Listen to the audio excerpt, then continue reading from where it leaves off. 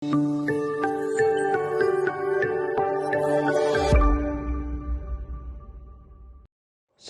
pagi Bapak Ibu, Saudara-saudari yang terkasih. Salam jumpa dalam kasih Kristus bersama saya Romo Ansel Olasoni dalam renungan harian Minggu tanggal 25 September 2022 pada hari Minggu biasa ke-26. Ayat emas pilihan kita pada hari ini dari Injil Lukas bab 16 ayat 29. Yesus dalam sebuah pengajarannya tentang si kaya dan Lazarus yang miskin, ia bersabda, Abraham berkata kepada si kaya, "Anak, ingatlah engkau telah menerima segala yang baik semasa hidupmu, sedangkan Lazarus segala yang buruk. Sekarang di sini dia mendapatkan penghiburan dan engkau sangat menderita." Masalah orang kaya di dalam perumpamaan si kaya dan Lazarus yang miskin adalah persoalan tentang hati yang beku. Sama sekali tidak peka akan kebutuhan orang lain di sekitarnya. Hati beku itu hanya mungkin dimiliki oleh orang yang seluruh hidupnya dikuasai oleh diri sendiri dan kesenangannya, yaitu hidup mementingkan dirinya sendiri.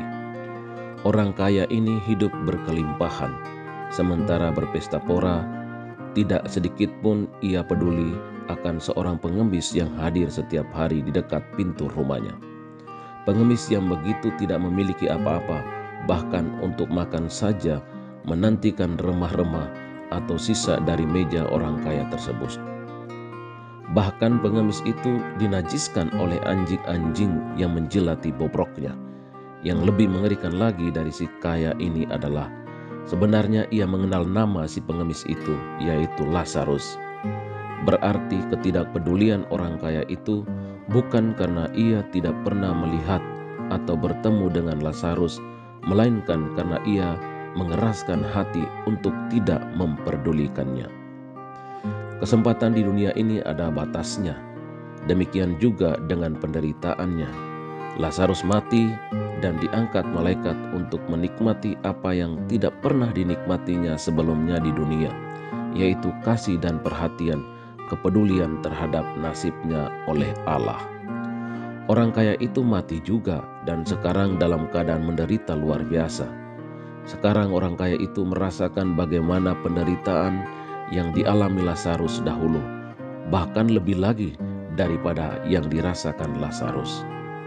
Sekarang orang kaya itu merasakan betapa sengsaranya tidak dipedulikan oleh Allah, bukan untuk sementara, tetapi untuk selamanya.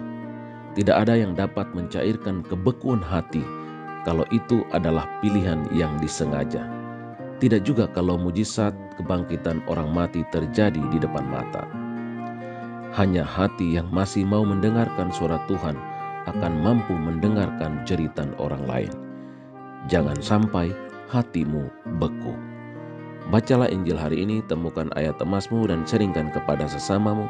Salam teriring doa dan berkat dari Romo Ansel, dalam nama Bapa dan Putra dan Roh Kudus. Amin.